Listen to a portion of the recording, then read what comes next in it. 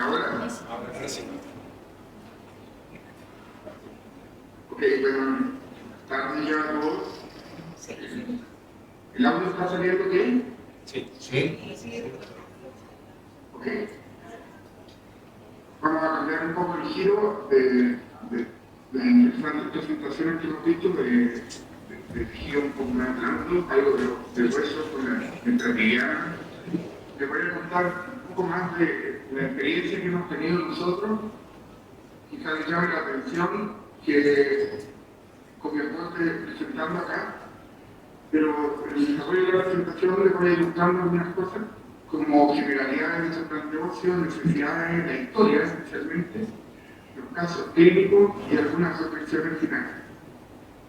El trasplante de tejido óseo en realidad es uno de los tejidos que más se trasplanta después de la sangre. Esta presentación, por ejemplo, del doctor McEwen en el año 1879, aquí está esta presentación, permite ver que en esos años, en 3 años logró sacar y reconstruir un húmero de un paciente que había perdido por una infección, con procedimientos sucesivos de trasplantes de huesos obtenidos de pacientes raquíticos que tenían deformidades y los molía, y en 3 procedimientos sucesivos durante 1879 a 1881 logró que este hueso se reconstruyera. Y en sus conclusiones dice que los injertos de huesos humanos viven y crecen, que todos los elementos pueden ser incluidos en el injerto, que él hacía hincapié que había que poner periódico, y la división de fragmentos pequeños mejora la incorporación, y que el injerto debe ser trasplantado en condiciones de hacerse. Otro dato histórico que es interesante, en 1914, Joseph Horner usa un hueso de donante cadáver y establece una frase que también genera como también la base de lo que vamos a hacer después. El paciente muerto debe estar completamente sano y que no contenga una sustancia infecciosa que pueda traspasar al receptor. En cierto modo, esas cosas son redundantes, digamos, en todo lo que es el trasplante de tejido. Como ustedes pueden ver, los huesos desde hace muchos años ya tienen esta historia. El trasplante de tejido en general, el hueso es menos complicado porque tiene casi no tiene hipocompatibilidad. El tejido normalmente mucho mineral y muy poco tejido biológico. Su composición es altamente de agua, minerales, colágeno y lipoproteína, y solo de la parte orgánica el 2% son células, que son las que podrían tener compatibilidad. El hueso tiene características macroscópicas que hacen diferente el cortical del esponjoso, y eso también es importante para su reducción. Ahora, los estándares, la fuente de tejido óseo, el autoinjerto es el mejor. Tomado del mismo paciente, se puede sacar de la actividad anterior, posterior, el peroné, la metástasis radial, la tibia, etc. El gran problema de la movilidad social es sacar la cantidad limitada que se puede sacar de cada zona. Si necesitáramos mucho injerto, habría que abrir 2 o 3 zonas, y eso es muy complicado. Tampoco hay zonas que permitan una función estructural importante, excepto cuando se usa un autoinjerto para esa enfermedad en una perspectiva. El autoinjerto es un injerto proveniente de otros individuos de una especie, la cabeza femoral e opcionalmente las artroscopías de rodilla. En general, las artroscopías de rodilla han sido restringidas por parte de los procesadores, que se generan muchos fragmentos que son mucho más complicados de procesar. Sin embargo, creo yo que es una opción, como voy a sostener, de elegir pacientes con serología negativa que podrían perfectamente conservarse con un efecto congelado.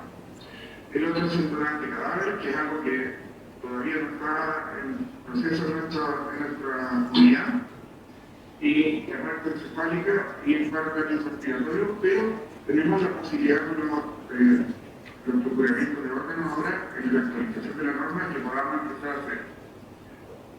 Cuando tratamos el hueso en general no tiene células vivas, pero tiene ciertas capacidades clínicas de generar punto-inducción, o sea, que el hueso se empieza a producir en el injerto y que esto sirva como un andamio para que, al tener escasa antigenicidad, puedan llegar a las células del receptor y empezar a construir hueso ahí. Cuando lo usamos como estabilización mecánica, lamentablemente los procesos de bioterapia y de irradiados los debilitan.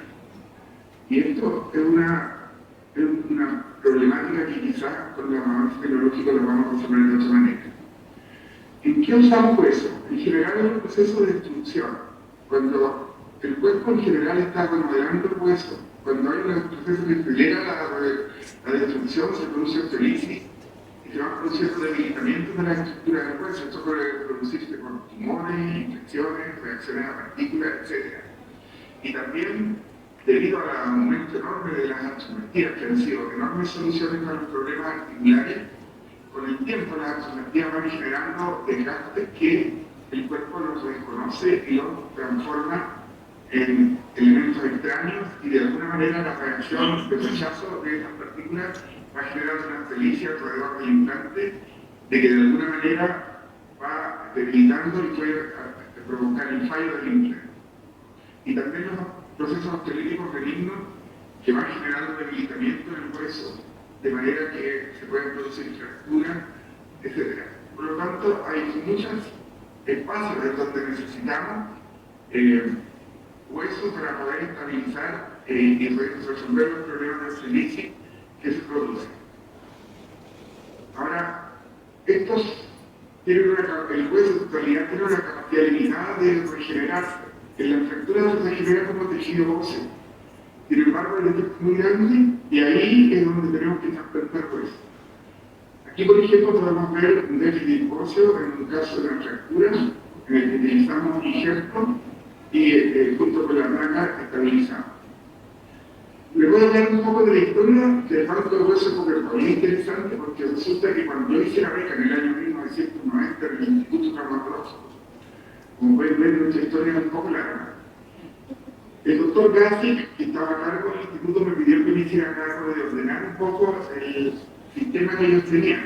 En el traumatológico había una práctica antigua, que era de conservar cabezas tumorales en unos frascos como quien conserva cebollas en el cabeche. Las cabezas sumergidas en el mercular o algún líquido similar. Así que él estaba un poco en desacuerdo con este manejo y me pide que establezcamos algo y generamos una normativa básica y usamos un conservador de alimentos de unos 30 grados y cuando yo me fui a Copiapó me di cuenta de que la necesidad de resolver problemas que necesitaban estos cosas era importante. En realidad los astros se alinearon, entonces como no había capacidad real de la red de resolver estos casos, yo decidí copiar el modelo del Instituto Traumatológico.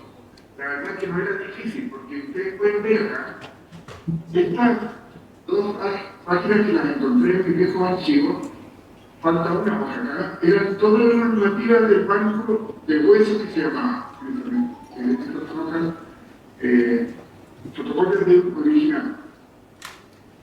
Este fue mejor la normativa que nosotros implementamos, que tuvo el privilegio de tener 4 páginas.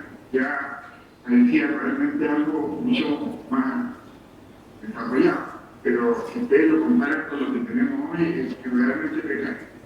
Pero en aquellos años, los bancos de hueso estaban siendo populares y la mayoría de los hospitales, yo recuerdo haber capturado este tríptico de una promoción en el Congreso de Traumatología del banco de hueso del Hospital Militar. Y básicamente tiene la misma lógica, era bastante pequeña la normativa, se copiaba el modelo de los donantes de sangre como precaución. Y esto de los bancos de huesos no solo era a nivel nacional, sino que durante muchos años, fíjense del año 2002, en España, esta monografía de la Sociedad de Cirugía Española habla de banco de huesos también. O sea, todavía no teníamos el concepto de legión. Entonces, en el año 91 yo creo el banco de cabezas femorales en Copiapó, con un modelo similar al del Instituto Traumatológico, y yo le puse el nombre experimental, lo que de alguna manera me permitió sortear muchos de los reparos de infección intrahospitalaria. Teníamos huesos de pacientes operados de artrosis de cadera, que también era una técnica nueva en este hospital, con durante activo, que son los mejores tejidos que se obtienen en el desarrollo de la piel, etcétera, en el paciente vivo, y con los normas y códigos básicos como donante de sangre, en el empaque que en principio era de lado triple guante y finalmente evolucionaba a polietileno, en un conservador de 30 grados que no tenía registros de temperatura. Recién Viviana entró en un expediente donde a ella se le descongeló su sistema nuevo. Imagínense, en esta época ni siquiera teníamos certeza de que no se nos podría haber bajado la temperatura. No había personal ni había física, se ubicó en el pabellón y permitió un funcionamiento lo más importante, que estableció una necesidad. Los tejidos duraban máximo 6 meses y estuvimos trabajando hasta casi el 2010, en que, como no estaba conectado al de emergencia y hubo un corte, algo pasó y ahí ya nos dijeron que esto no puede seguir. Pero en todo ese periodo logramos hacer cirugías complejas de, por ejemplo, esta revisión en una paciente que volvió a caminar después de muchos años en esta condición. En cierto modo, creamos la necesidad. Ya nos habíamos acostumbrado en ese año a tener disponibilidad de tejido óseo. No eran tejidos, más que nada, eran cabezas temporales que teníamos que procesar. Entonces se dio la oportunidad, que de nuevo se alinea el paso, que es lo que yo creo nos ayudó mucho en este proyecto, que como ya teníamos historia, el gobierno de la época y uno de nuestros traumatólogos que estaba ahí nos dice que hay una necesidad de generar proyectos para la macrored, atacama Coquimbo. Afortunadamente para nosotros, Coquimbo no tenía mucha ganas de trabajar con nosotros, pero acepta el proyecto al principio y después que el proyecto es aprobado, ellos lo desahucian porque deciden hacer su propio proyecto con una universidad. Así que nos quedamos solo con ese proyecto. Y eso genera lo que es la primera unidad de entrenamiento de tejidos que fue implementada en forma normativa en Chile, digamos, desde el MISAL. Nos asignaron una enfermera exclusiva y complementamos eso estratégicamente con la unidad de trasplante y procuramiento, y así entonces creamos un modelo de trabajo que al menos en un hospital pequeño funciona, como el refrigerador a menos 80 grados, con un sistema de registro de trazabilidad, y creamos también la disponibilidad de cabezas frescas congeladas en el local, que no se vayan, se deja la cámara en total todo relativo, y creamos un sistema de traslado seguro que probamos y que sirvió de modelo para muchos de los centros de la red. Aquí está una imagen del actor más, aquí está el refrigerador de Colga, los dos de menos 80.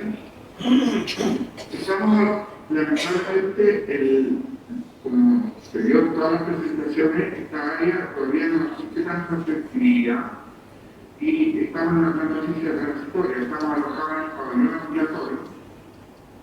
Tenemos un plan de infraestructura, pero es a mediano plazo, que es algo que pareciera ser un problema nacional. Y la valoración progresiva de la mano del procuramiento de trasplante ha ido creciendo. Entonces, somos la primera unidad de almacenamiento de tejidos transitoria en organizar el sistema público y nace de una necesidad real en el pasado con una unidad experimental y que nos abrió una oportunidad, ¿no es cierto?, de conectarnos con otras especialidades. Dejamos ya de ser un banco de hueso y nos transformamos en una unidad de tejido. Y nuestro objetivo es proveer el tejido de más alto estándar posible para los procedimientos médicos quirúrgicos. Funcionamos con donante activo de cabezas temporales estructuradas en ambiente de esterilidad y realizamos el máximo esfuerzo, como se hace en todo este tema, de evitar la transmisión de tejidos. Aquí pueden ver estos equipamientos son nuestros. Y una cabeza que fue procurada de las frescas congeladas que nosotros procesamos dentro del sistema, podemos con estas frescas reversas limpiarlas de su cartílago, acá trozarla y después transformarla en chip y ponerla dentro de un paciente, en este caso para ver la reconstrucción articular de la cadera. En 2018 fuimos invitados a participar en la creación de la norma nacional, o sea, la primera norma a la que ahora estamos nuevamente trabajando en su actualización. Procuramos la cabeza, tomamos la serología, quedamos certeza, la guardamos en cuarentena, hasta que ya, a través del SIDO, la quinta disciplina de trazabilidad, generamos después la disponibilidad de tejidos que el banco nos manda procesados y utilizados, etc. Aquí tenemos nuestro almacenamiento. Además está decir que el costo de producción de una cabeza femoral, si esto no está actualizado del todo, se mantiene una diferencia significativa con los costos de las empresas privadas. Así que esto es un tema que económicamente, en la medida que empieza a ser habitual, va a ser importante para la comunidad. Y eso es algo que hay que mostrarle a las autoridades. Anecdóticamente, en el año 2018 yo fui a ver cómo se hacía esto, fui al meeting de la Asociación Americana de Banco de Tejido y inscribí nuestra unidad como banco de tejido en el registro de él. Esto un poco de estadística. Nuestro procuramiento, bueno, desde el año 2015 que estamos funcionando con la UAT, esto ha sido nuestro procuramiento, tuvimos una baja en el periodo de la pandemia, ahora ya estamos recuperando nuestra tasa de producción. El platillo vial lo hicimos el primer año y el Banco Nacional nos dijo no, todavía no, creo que eso hay que revisarlo. En la aeronáutica partimos y después vino todo el tema de estallido social, pandemia, que de alguna manera nos complicaba los traslados, etc.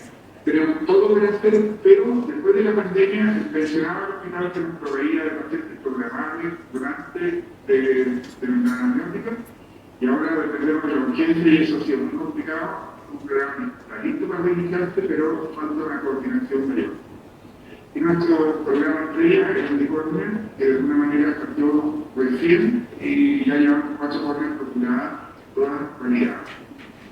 Aquí podemos ver, ¿cierto?, en los últimos 4 años el número de cabezas procuradas. Los trasplantados son mucho más porque cada cabeza origina muchas piezas y eso genera procedimientos. Esta es una estadística de Power Pixar, donde nos muestra que dentro de los centros que tienen producción de tejido óseo, nosotros somos de los que más consumimos. O sea, tenemos un hábito de usar tejido óseo. Esta encuesta la hice yo el año pasado, cuando vino Sandra Mardones acá para mostrar algo de la realidad. Se fue hecha a traumatólogos de la especialidad, pero de este tipo de especialidades respondieron 104. Y nos dio una idea, esta es la distribución de donde trabajaban ellos, y entre las preguntas, si acaso tienen necesidad, la 90% tienen necesidad de usar tejido óseo al menos de una frecuencia del año o más de 7 veces. Si acaso conocían que existe una norma, 2/3 la conocen, pero si algunos saben que pueden concluir a un banco de tejido central al cual pedir tejido óseo, apenas el 34% lo sabe. Ahora, frente a la existencia ¿no?, de unidades de almacenamiento transitorio, solamente un grupo no mayor del 20% sabe que existe. Y si alguno tiene acceso a tejido óseo, la gran mayoría lo hace con compras en la empresa. Solamente un grupo pequeño a un banco de tejido local, que son los que realmente conocen. Estos son los tipos de tejidos que usan, la mayoría es hueso, pero aquí también tenemos una demanda de autoinjerto de tendón y autoinjerto de tendón. En lo que se refiere a las tareas inmediatas, bueno, nosotros hemos logrado, necesitamos, digamos, normalizar nuestra tasa de recursos humanos y ya llevamos muchos años trabajando, y para poder desarrollar los planes necesitamos que se consolide este modelo con una planta física y un recurso humano permanente. Rescato lo que mencionan todos los presentadores anteriores, que este es un trabajo muy voluntarioso que depende de personas y es necesario que esto se automatice y que no dependa de personas. Nosotros teníamos un modelo acá que en un hospital pequeño funciona al principio, que se unía el estructuramiento, unidad de tejido y trasplante. Sin embargo, ya esta bola de nieve que es el trasplante es imposible sostenerla cuando ya el crecimiento es más alto. Tenemos actualmente un plan de consolidado de hueso con cosecha permanente y producción permanente con el apoyo del Banco Nacional de Tejido. La médica es una deuda que se inició y que hay que reiniciar, y las córneas ya las tenemos totalmente validadas, ya las 4 primeras córneas fueron todas validadas y están próximos al primer trasplante local. Hemos tenido un problema de respuesta del Banco Nacional de Tejido Central, y nosotros somos una de las unidades más pequeñas que habría en Chile si esto se desarrolla. Por lo tanto, hay que fortalecer el Banco Nacional de Tejido Central. Esto se complicó mucho más después del incendio en el hospital Jorge Herrera. Hay que también sensibilizar a las autoridades hospitalarias de la importancia de esta actividad no se ve, no produce tantos resultados visibles y por lo tanto muchas veces piensan que nuestras enfermeras no están haciendo nada. Hay poca difusión, y también la difusión tiene que hacerse con mucho criterio, que es un tema de mucha sensibilidad. Así que eso es algo que tenemos que hacer.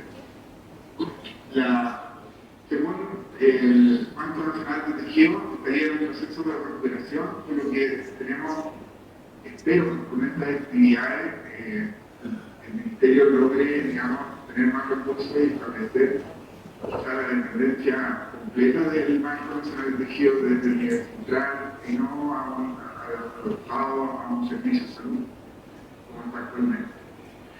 Mejorar digamos, la incorporación de los códigos de FONASA que permiten financiar y darle valor a lo que hacemos, de que para no tener que estar mendigando, como mencionaban algunas de las presentadoras, elementos para poder hacer su trabajo. Hoy día el FONASA ya tiene estas codificaciones y entiendo que ya estarían validadas. Quizás el doctor Reyes puede informar si esto ya está vigente frente al FONASA. Por lo menos yo lo vi que ahora ya aparecen en las codificaciones que están valorizadas y eso nos van a permitir que las autoridades ya nos consideren mejor. Expectativas diarias de un tejido que estamos perdiendo, que de alguna manera hay que ver la forma en que, al menos en casos seleccionados, podamos recuperar. Ahora, dentro de nuestra región, hemos empezado a apoyar a Vallenar, y el solo hecho de iniciar esto, por ejemplo, los traumatólogos vallenanos han pedido tejido óseo. Y resulta que las enfermeras de Vallenar no tienen los protocolos adecuados y han sido muy burocráticas. Yo creo que si esto pasa con nosotros, le va a pasar a todos. El gran problema es que, como no existe conocimiento de la unidad de almacenamiento transitorio, y en la norma actual está establecido que la solicitud debe hacerse a través del Banco Nacional de Tejido. Entonces, hay que hacer una diferencia, porque en realidad hay muchos tejidos que se pueden mandar o traspasar, digamos, sin necesidad de tener convenios de transporte y todo eso. La norma actual dice que esto debería hacerse en menos de 48 horas. Sin embargo, en la práctica, no sé si es posible crear convenios de transporte y todo eso con esa disponibilidad. Nosotros tuvimos esa dificultad y por lo tanto es algo que probablemente le va a empezar a pasar a todos los que empiecen. Les voy a mostrar una serie de casos en donde usted puede ver la rentabilidad y la gran cantidad de usos que pueden tener estos huesos. Aquí, por ejemplo, un hueso que generó un servicio por el desgaste del cotilo, que requería una revisión.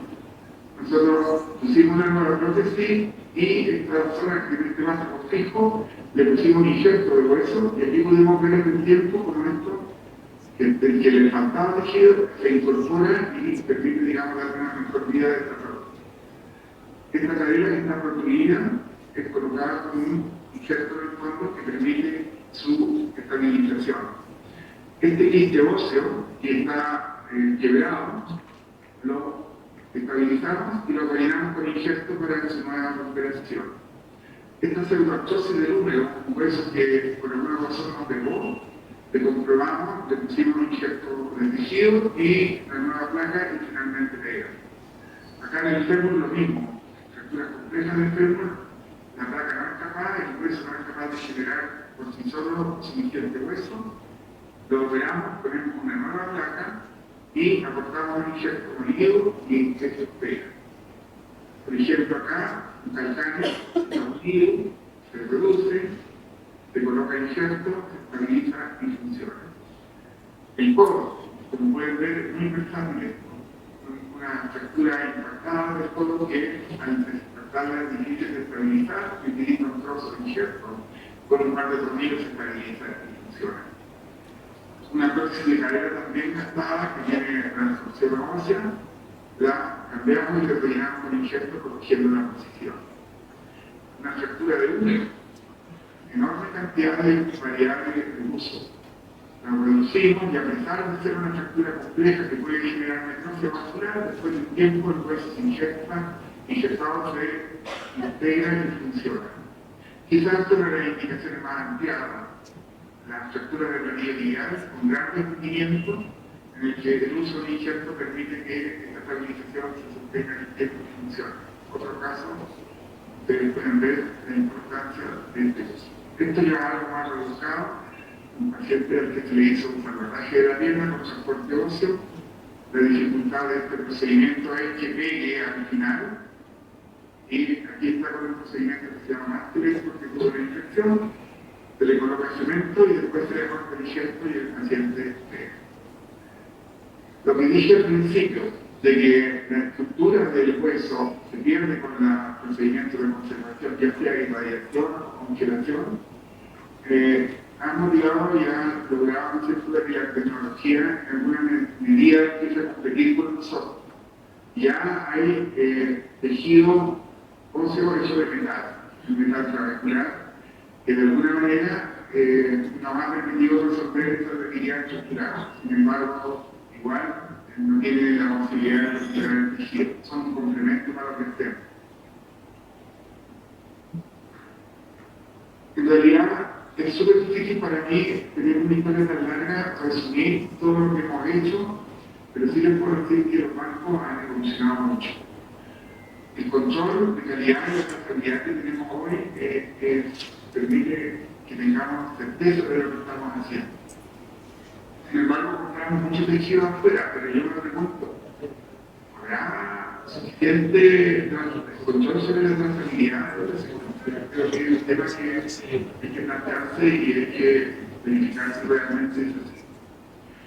La otra pregunta que yo me hago es si son necesarias unidades de almacenamiento transitorias en todo el hospital, y yo creo que no, creo que es necesario potenciar algunas y en complemento con el banco de tejidos apoyar a todos los hospitales.